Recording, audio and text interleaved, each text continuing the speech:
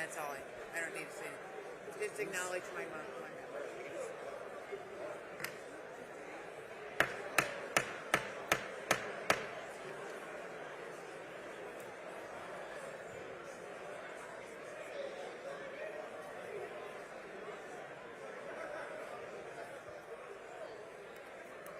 I'll have to sit up straight so I can be as tall as you. You want us to look that way?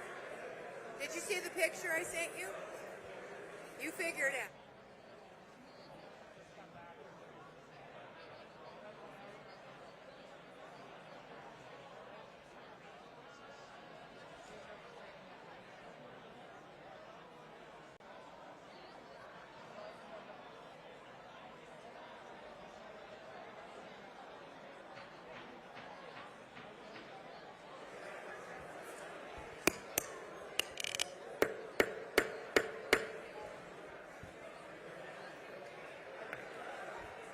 Would you please take your seats?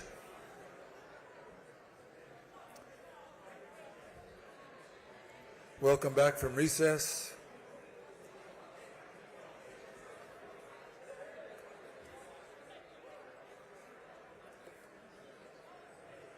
I would like to note that there are several members who are not with us today who have differing health issues and concerns, and we hope that all who are ill will recover quickly.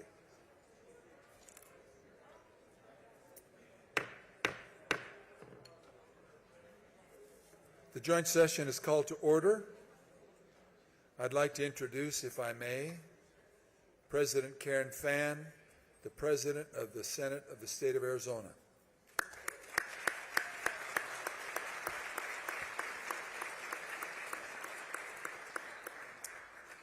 Thank you. And on behalf of the entire Senate staff, Senate members, welcome to opening session.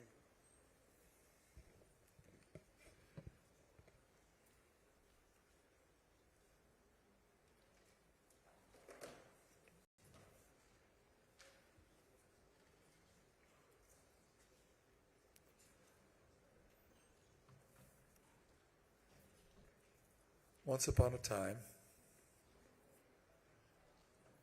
as we wait the arrival, here we go. Mr. Fitzgerald, our Sergeant of Arms. Oh, wait, let them in first. Let them in first.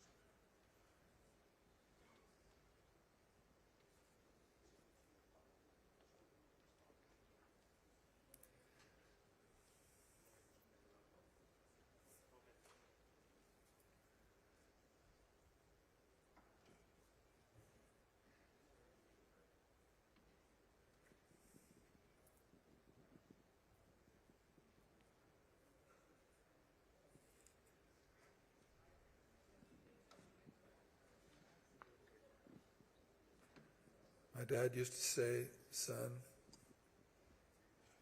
to err is human, but to really mess it up, they need you. And so, Mr. Fitzgerald. Speaker, His Excellency Doug Ducey, the Governor of Arizona, is waiting in the inner lobby. Please escort the governor in, if you would, please, sir. Ladies and gentlemen, the Governor of the State of Arizona.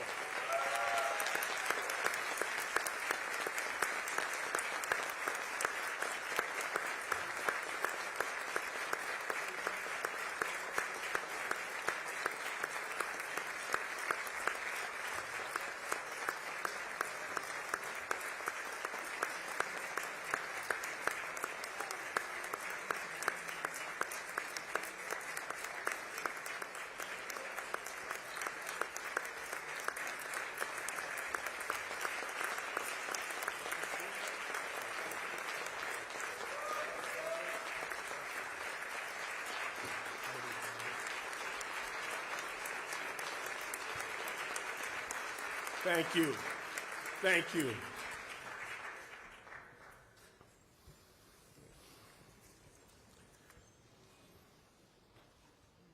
Speaker Bowers, President Fann, leaders Rios and Bolding, Chief Justice Brutinel, members of the Legislature and Judiciary, everyone assembled here, the family, the friends, the special guests and dignitaries, all my fellow Arizonans. There is nowhere else I'd rather be right now than here in this chamber, on this floor, together, in person, smiling, shaking hands, and celebrating the strength and the future of the state of Arizona.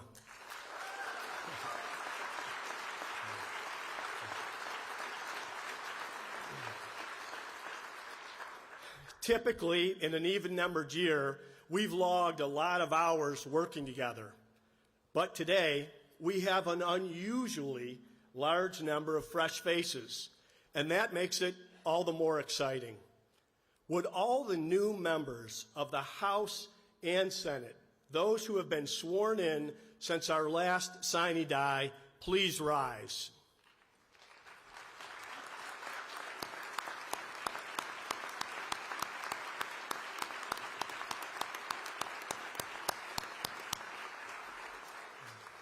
Just wanted to make sure you got a proper welcome.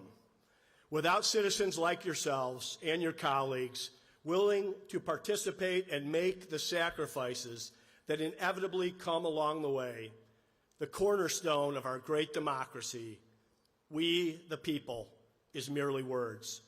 You make it a reality. Thank you all for your service and civic participation.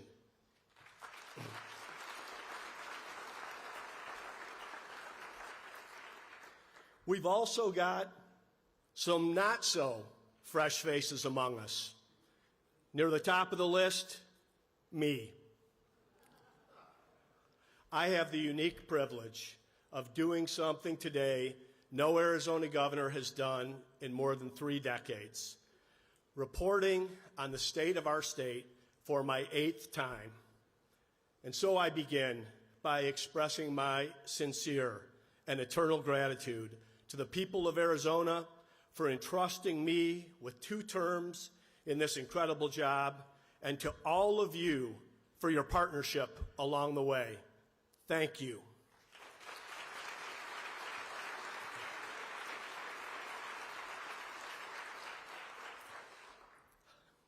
And to my family for supporting me, and for all that you didn't sign up for.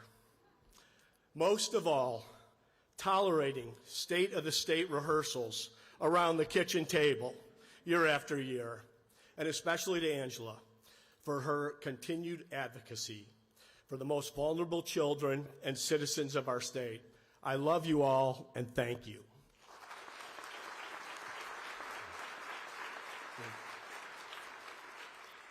But for those who think it's going to be a quiet year on the 9th floor, you haven't been paying attention.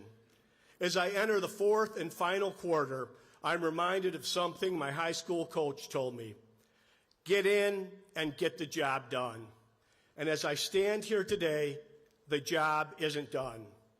The goodbyes will come later, much later. I've got 357 days, 21 hours, 44 minutes, and 18 seconds before the end of the game. And I intend to make the most of every moment and work hard all along the way for my employers, the citizens of this state.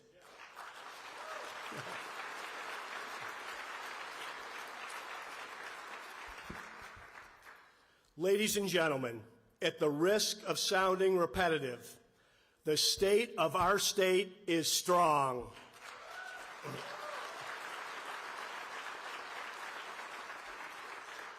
And we are poised to do what everyone in public service strives for, to leave it stronger than we found it. Last session was one for the record books. Together, we made it the most successful since I've been down here. And I'm not just talking about cocktails to go.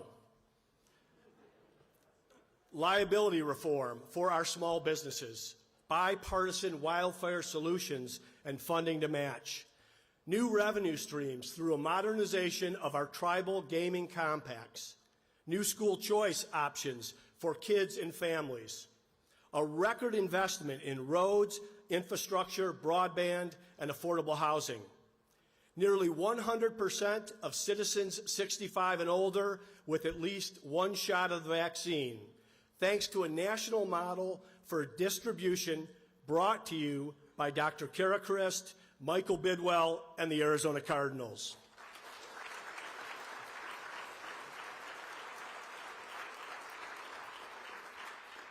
We led the way with universal licensing reform, and with the leadership of Dr. Regina Cobb, we passed another first-in-the-nation Arizona policy that everyone is rushing to copy: telemedicine.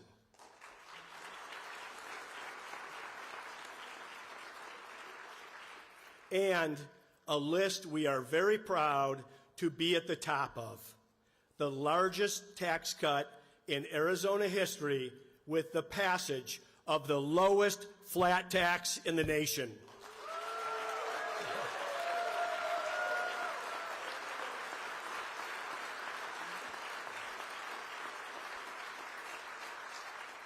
And yet, anyone who has ever worked with me will attest, I have a hard time stopping to celebrate victory. It was true at Cold Stone, and it's been true in the public square. So naturally, after we signed the budget, I told my staff, in 2022, we are going to top all of this. So we've been hard at work to make this a banner year. One thing was clear when we went back to review the tape on the last 7 years. As co-equal branches of government working in good faith with the legislature, we have set the bar very high. Arizona is better positioned than at any time in our 110-year history, and that makes our work and our priorities much different than when I stood before you the first time. You know the facts. Back then, the state budget was broken, in the red by $1 billion. I remember meeting just days after the 2014 election and reviewing options. In the easy column, budget gimmicks and tax increases. On the other side, budget cuts and tough decisions. In that election, I ran on having built a business, and I committed to shrink a government and grow an economy. And together, we have done just that.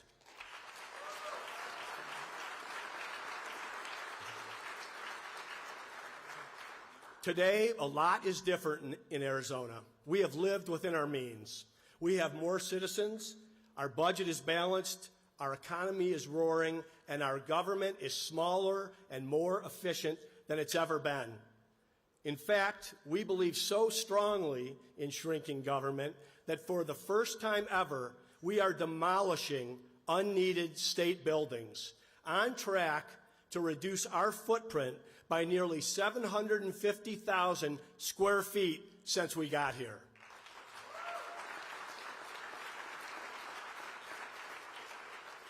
We are sitting atop a surplus of several $billions, fueled not by tax increases, but by the opposite: historic economic growth. It turns out free market capitalism works. Supply-side economics might not be the sexiest thing for candidates to run on these days, but it sure looks good on a spreadsheet. Today, our state revenue is growing at a pace even faster than the so-called experts predicted. So this year, just like in the past, we are going to double down on what works. Rather than endless, needless programs that waste the people's money, we are going to be targeted and responsible. We will resist the cries from the spending lobby, and once again, we will allow the people to keep their hard-earned money. We will cut taxes.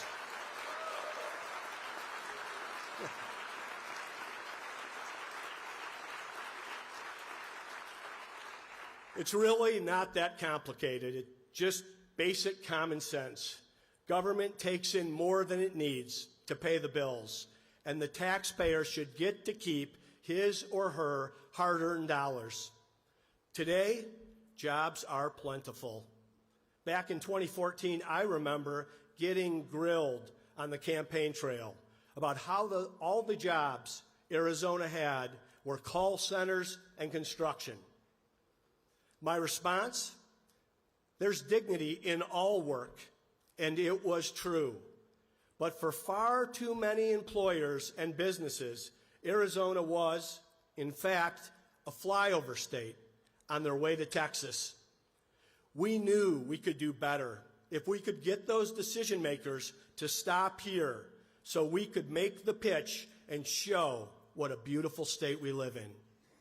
Now, because of our combined work, we have an all-of-the-above approach on jobs.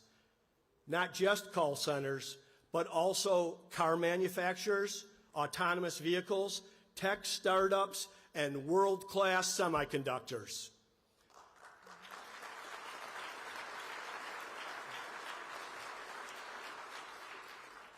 We said we wanted to be a jobs juggernaut, and in the process, we became a paycheck paradise. Plus, unlike California, Illinois, and New York, here you actually get to keep your paycheck.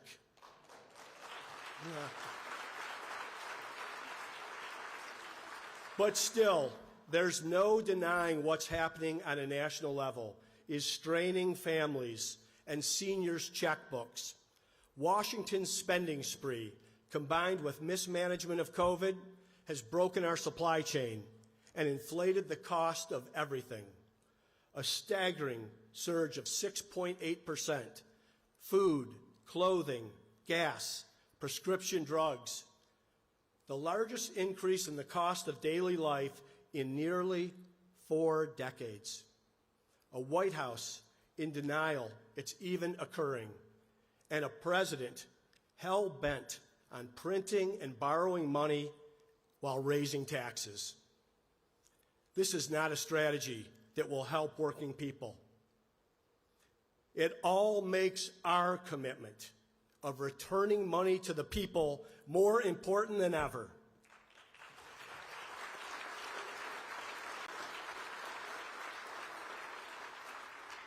Washington, D.C. might have their eye on your paycheck, but at this Capitol, the only special interest on our mind is the taxpayer.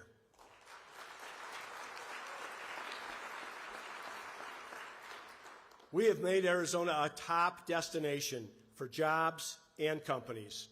Low taxes, a strong, reliable energy grid with the largest nuclear power plant in the United States, and a great quality of life. They all go a long way. But as any business person knows, the hidden taxes of the regulatory state can be the real killer. And for small businesses, startups, and independent contractors, these regulations are a death sentence. We've taken a baseball bat to that bureaucracy with a moratorium on new regulations ever since 2015.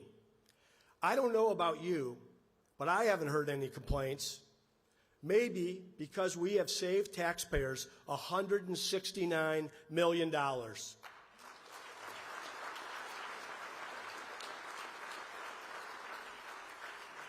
Let's make these reforms permanent in law and ensure Arizona is always the land of economic freedom and opportunity for all.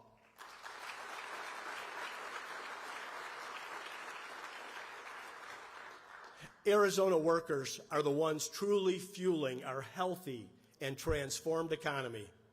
Our manufacturing sector is on fire. It's even outpaced construction, which is a tough hill to climb. If we weren't turning out so many electric cars, I'd say, let's pour on the gas. Instead, I'll put it this way. Let's invest in the worker, arming them with the skills they need for our growing semiconductor and advanced manufacturing industries. Whether your top issue is workforce or rural jobs, this is the way to do it. Our budget makes historic investments into community colleges to empower our people with a quality education and the skills of the future.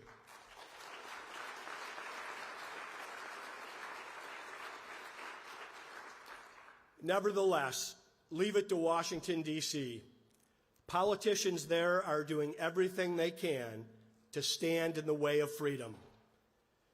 Big government socialism is a failed and dangerous experiment, but it doesn't stop some from trying it time and time again, paying people not to work and disincentivizing initiative and self-determination. That's not the Arizona way.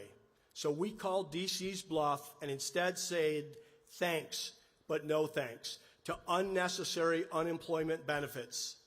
There's no such thing as a free lunch or free money. Instead, we will focus on rewarding hard work.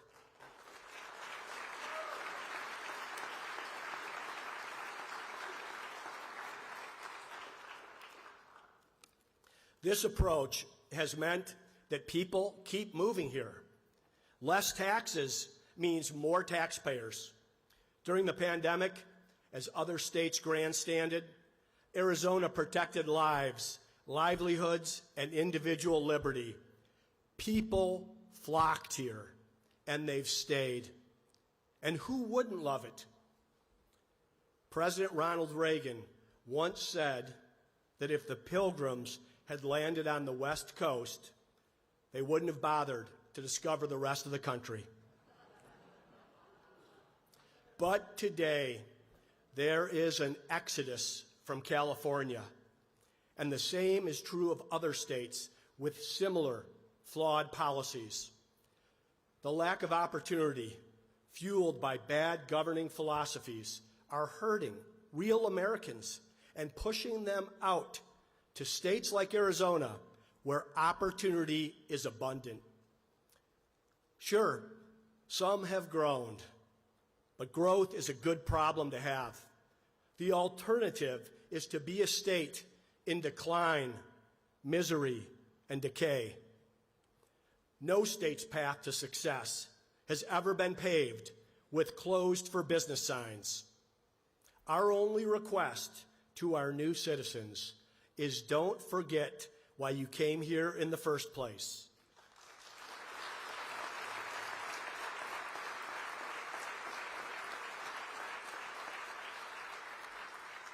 Freedom, opportunity, and good government matter.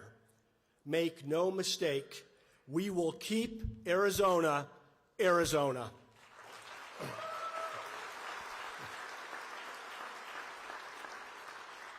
Our way is tried and true. In the past, when Arizona has veered off course, it hasn't turned out well. And that brings us to another thing we found 7 years ago when we got here. The state had amassed billions of dollars in debt through the recession, fueled by out-of-control spending in the early 2000s and budget shell games. They even had to sell off this building. A couple of years ago, thanks to the leadership here, we got the deed back.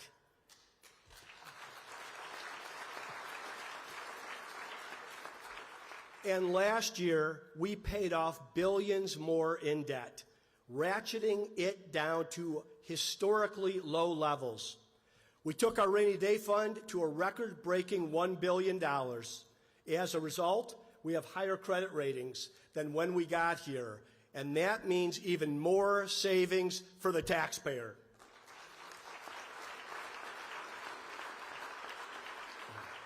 So, why stop now?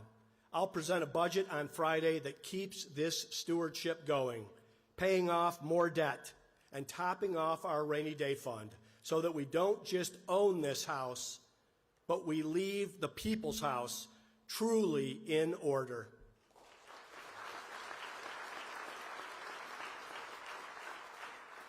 We are blessed to be a magnet for America's veterans.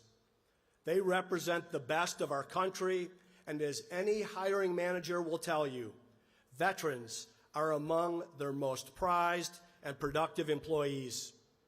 We celebrate our veterans and want more of them in the state of Arizona. Would all the veterans here today please rise so we can recognize your service to our nation?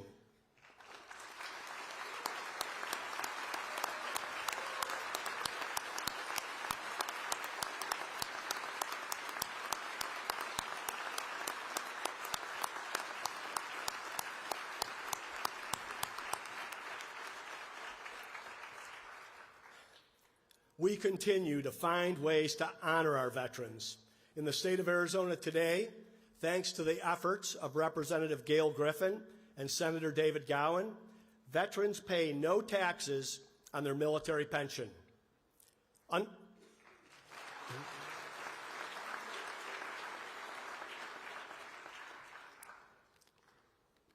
Under the GI Bill, they also get to attend our in-state universities and community colleges free of charge. After all,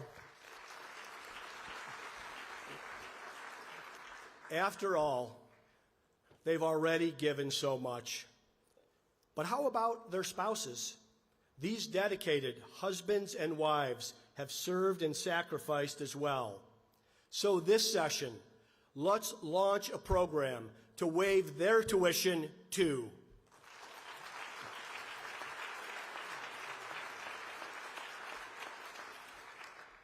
K-12 education is one of the reasons so many of us ran for office in the first place.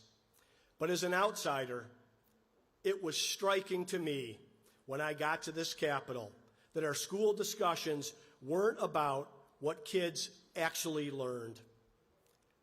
Bureaucrats were competing for who could spend more money. Fewer dollars were going to the classroom and instead lining the pockets of trial attorneys. But we pressed forward, positioning Arizona as the #1 school choice state in the nation.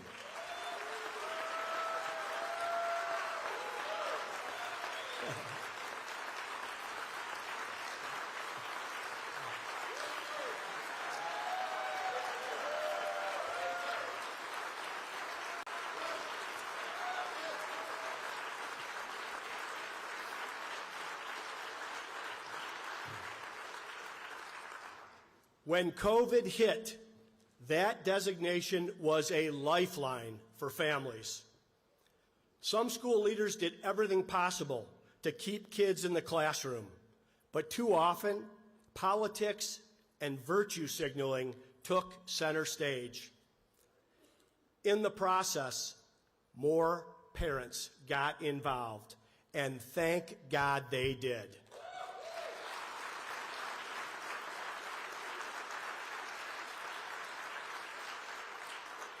Some voted with their feet, moving schools or school districts, and to totally different learning models, whether that's homeschooling or micro schools.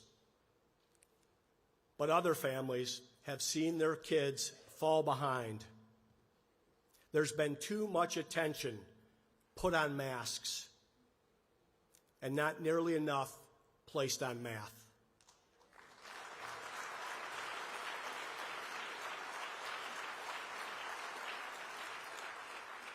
A focus on restrictions rather than reading and writing. And it's students of color and those in poverty who have been most impacted by the COVID-era posturing and politics of some school board bureaucrats. So come June, we're launching a summer camp with an emphasis on catching kids up in key areas: math, reading, and American civics.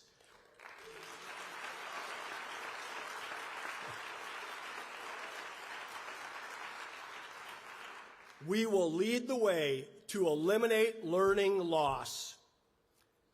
And in case you haven't checked Twitter lately, Arizona schools are open and they will remain open.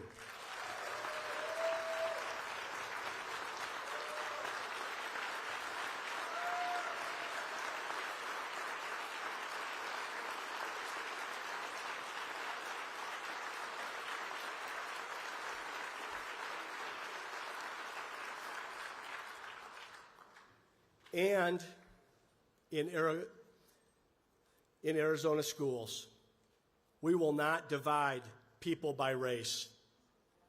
Arizona schools should be instructing our kids in the golden rule, to treat one another with respect and judge people as Martin Luther King Jr. taught, on the content of their character and not the color of their skin.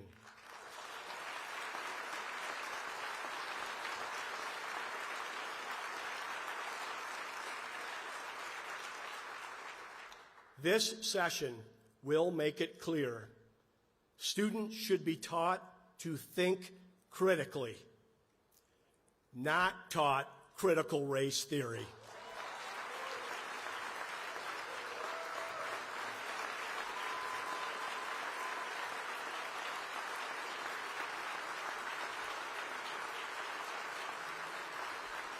Thank you. But let's not stop there. Parents deserve respect, and the occasional parent-teacher conference isn't enough. It's 2022. We've got the technology.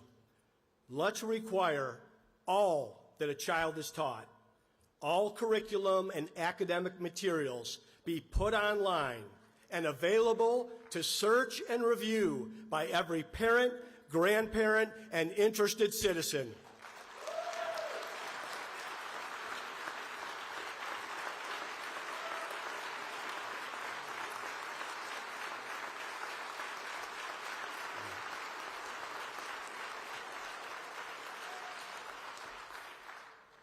Arizona has set the standard for school choice and innovative education solutions.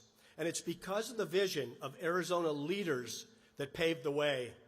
Leaders like Governor Fife Symington, Superintendent of Public Instruction Lisa Graham Keegan, and Democratic Representative Armando Ruiz, who worked in a bipartisan way to create new opportunities for students, open enrollment, charter schools.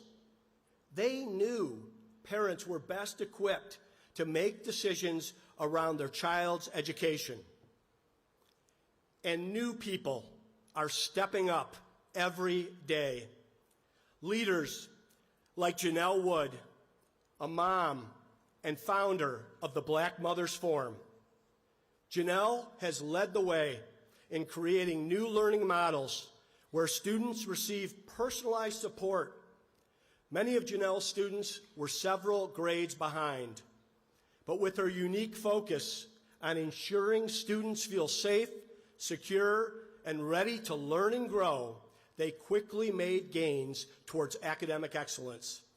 Janelle is here today. Janelle, thank you for your service and your work to benefit Arizona kids.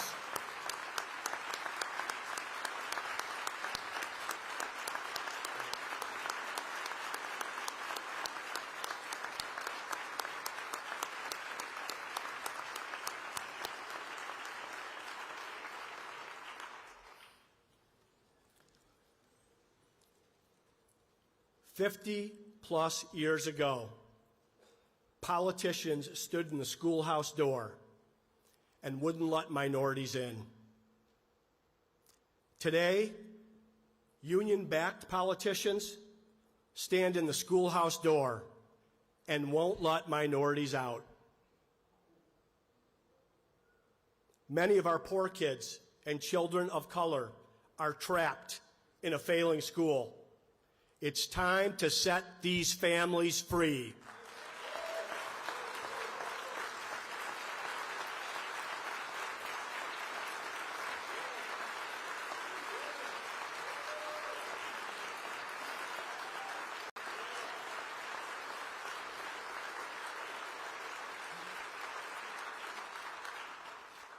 This session, let's expand school choice any way we can. Greater open enrollment, new transportation models, more charter schools, and more educational freedom for families, especially those in failing schools or who can't afford to pick up and move to a new neighborhood. Let's think big and find more ways to get kids in the school of their parents' choice. Send me the bills and I'll sign them.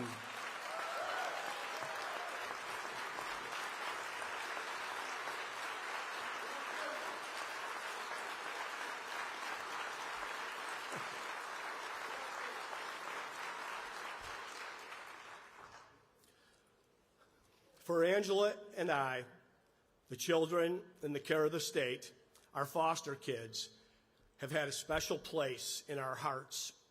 I know you all feel the same. We've made notable strides in this area thanks to our dedicated child safety caseworkers. With investments, we've seen lower caseloads and rapid placement of kids into safe, loving homes. And when other states switched to virtual home inspections, in Arizona, these dedicated women and men showed up in person every day to keep these kids safe.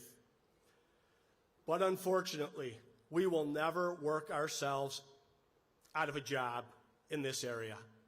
And the pandemic hasn't been good for those vulnerable children. Often it's grandma or grandpa, an aunt or uncle who steps up to care for these kids. It can be better for the child and often cheaper for the state because historically they haven't been treated as foster families. More than 6,000 children in Arizona live in these homes. All the evidence you need that you can't put a price tag on love. So moving forward, these loving extended family members should have the same resources as any other foster family. We'll make sure of that this year.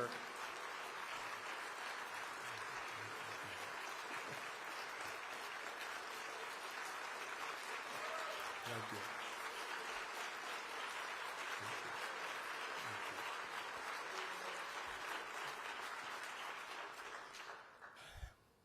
We've had success getting good ideas done together, but there's also something to be said for just saying no to really bad ideas.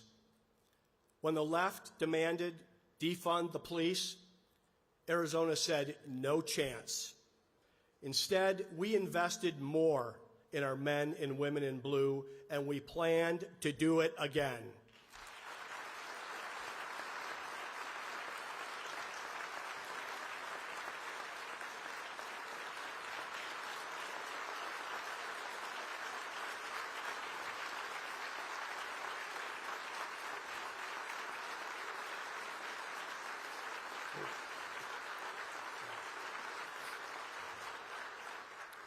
Arizona, Texas, Florida, Tennessee, all are among the fastest growing states in the nation.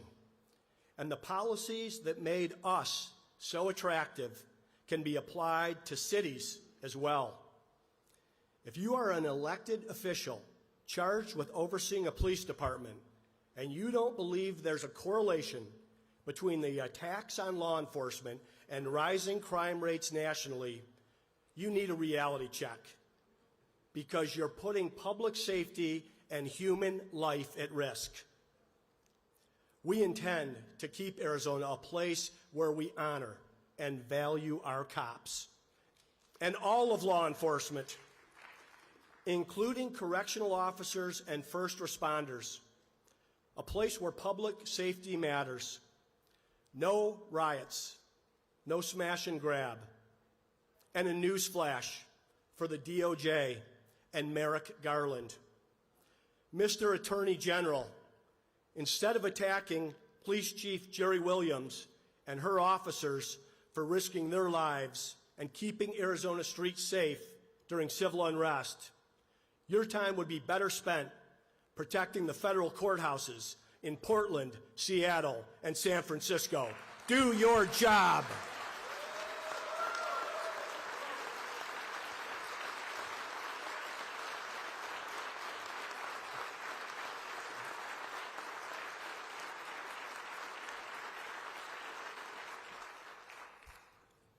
When we need them, Arizona law enforcement is there, no matter the circumstance.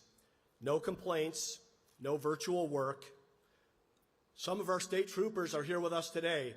Join me in showing our appreciation for their selfless service.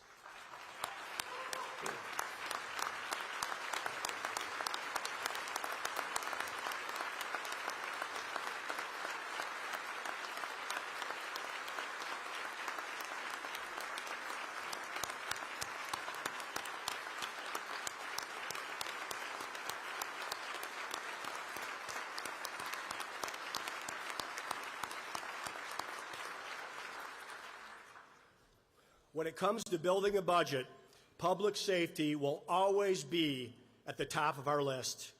And this year, we have a record surplus.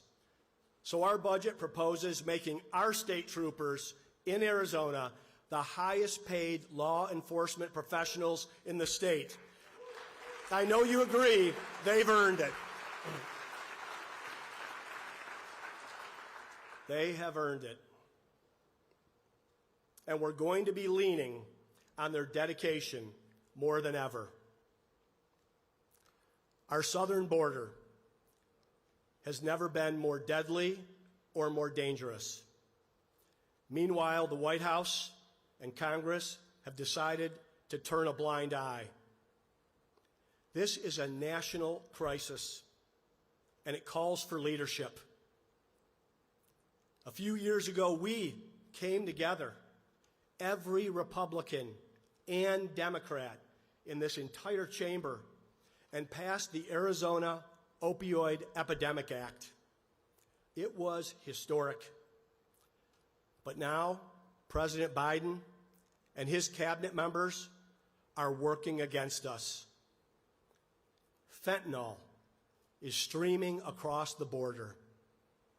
It's causing death and devastation. And there's no plan and zero action from the administration. Secretary Mayorkas is AWOL. The White House has canceled the word crisis. And for self-proclaimed border czar Kamala Harris, this is just another laughing matter. This is a dereliction of duty by the highest office holders in our nation, and in Arizona, we will do what they refuse to do.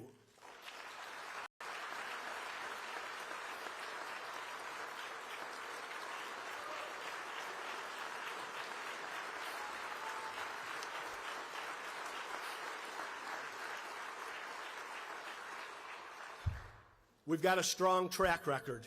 In 2015, we created the Arizona Border Strike Force to take on the cartels and protect our state against the flow of criminals, narcotics, weapons, and ammunition.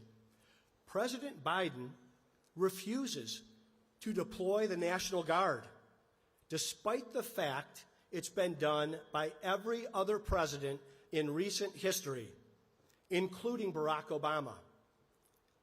So in April, we deployed them ourselves, providing much-needed assistance to local law enforcement.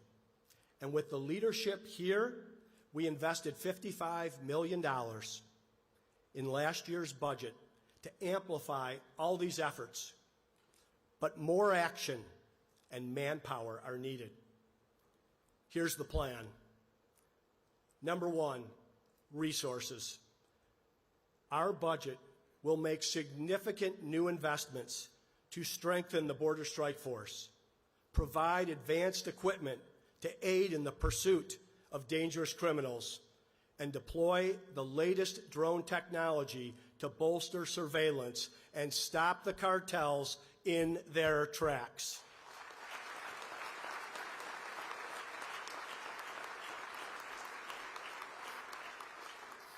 Next, the rule of law.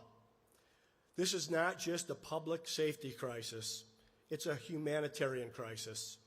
And the human traffickers that prey on the desperation of people looking for a better life need to pay the consequences. It's time for us to increase the criminal penalties against human smuggling and provide more funding to border counties to ensure prosecution and incarceration.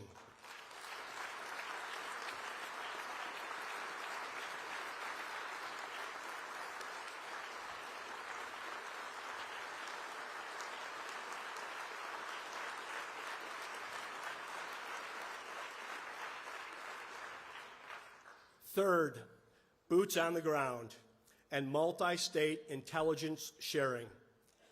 Border security is national security, and the lack of action from D.C. puts every American at risk. In November, I dispatched Arizona's top-ranking enforcement officers to partner with their peers in Texas. Major General Kerry Muhlenbeck, Department of Public Safety Colonel Heston Silbert, and Department of Homeland Security Director Tim Romer. In December, we finalized the plan. Texas Governor Greg Abbott and I are teaming up to form the American Governors Border Strike Force, a commitment between states to do what the Biden administration is unwilling to do: patrol and secure our border.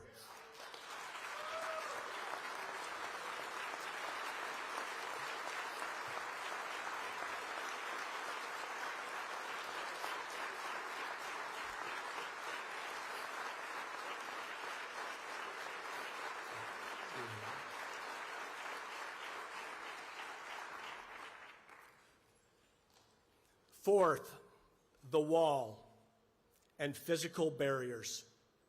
They work. Representatives Joanne Osborne and Tim Dunn and Senator Sina Kerr were with me in Yuma just a few weeks ago, and we saw it firsthand. People walking across a wide open and unprotected border. Our border is a patchwork of federal, state, tribal, and private lands.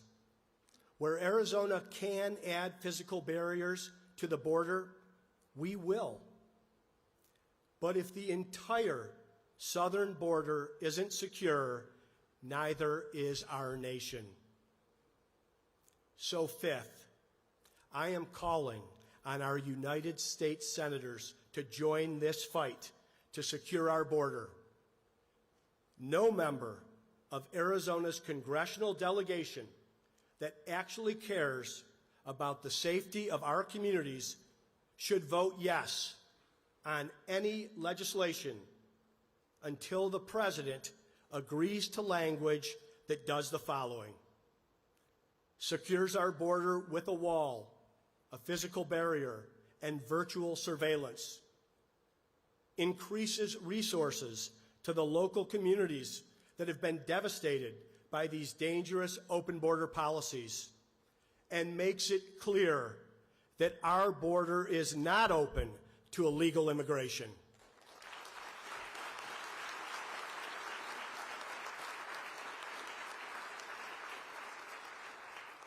Senator Kelly, Senator Sinema, check my website. We've even drafted the language for you. The takeaway: in Arizona, we will secure our border. We will protect public safety. We will not back down. We will fight this fight until Washington, D.C. finally acts.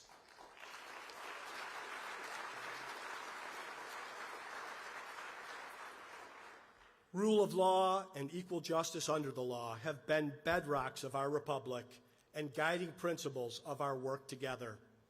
A few years ago, when we learned of the massive backlog of untested rape kits, we worked in a bipartisan manner to clear that backlog and to make sure victims were prioritized. But as we've learned, government bureaucrats often find a way around the law. In this case, some counties are charging these women, these victims, up to $800 in processing charges and sending the bill to collections. It's shameful. So we will be cracking down on this government abuse and, with your help, tightening the law.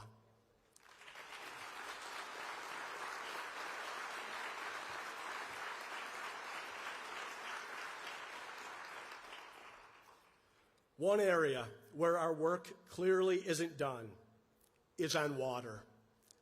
We passed a monumental policy that we were told would never happen, the drought contingency plan. And after that one, I determined in Arizona, if we can do this, we can do just about anything. Then last year, with Speaker Bauer's leadership, we put our money where our mouth is, $200 million to invest in the water technology of the future. Now, with resources available in our budget, a relationship with Mexico that we've built and strengthened over the last 7 years, and the need clear, what better place to invest more? Instead of just talking about desalination, the technology that made Israel the world's water superpower, how about we pave the way to make it actually happen? So Speaker Bowers, President Fan, and I have been working, and we propose that we make a historic investment, $1 billion. Our goal, secure Arizona's water future for the next 100 years.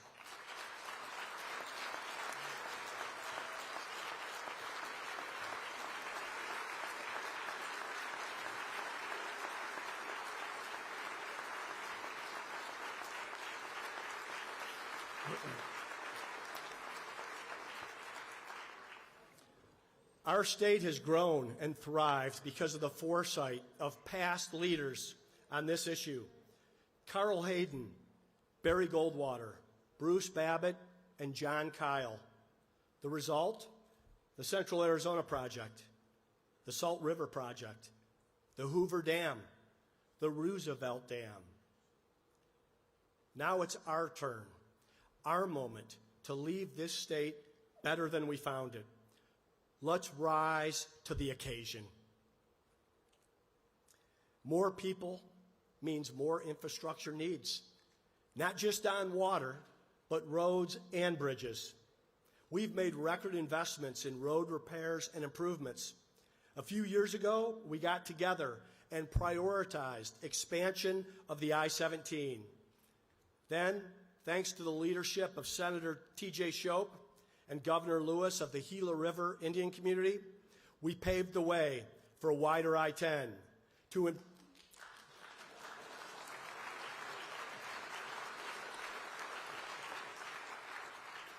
to improve commerce and movement between Tucson and Phoenix. But that project is still scheduled several years out from now. And 94 visits as governor to southern Arizona will remind you how important this issue is. So let's finish the job. Our budget will invest more dollars to get the I-10 completion leapfrogged to the front of the priority list ahead of schedule, connecting our entire state north to south.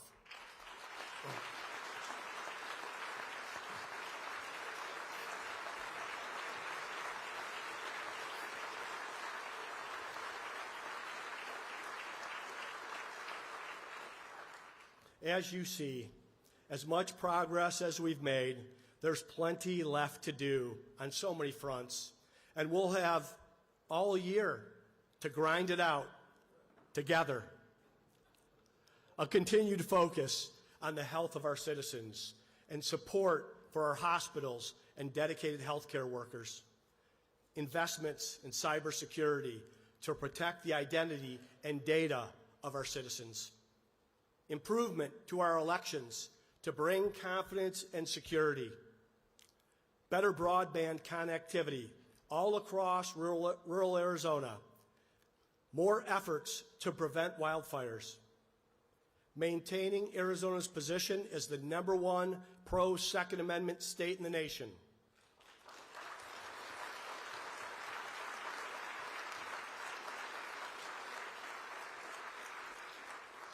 Protecting life in every way possible.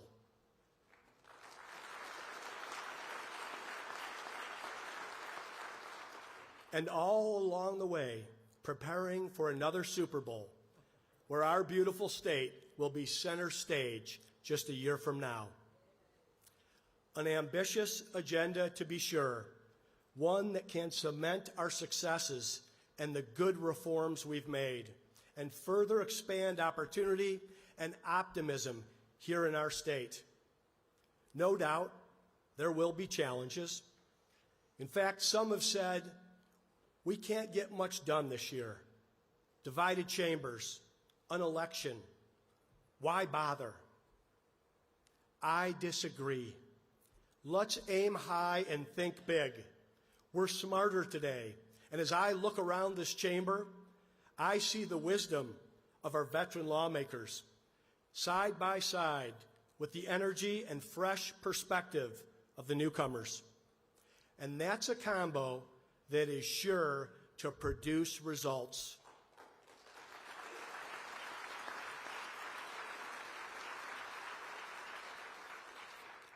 So whether you're like me in the camp with my friends Rusty and Karen, we've only got a year left in these jobs, or you're just getting started, let's recommit today to giving our all, to getting the job done for the people who have hired us. Thank you, and God bless the great state of Arizona. Thank you. Thank you.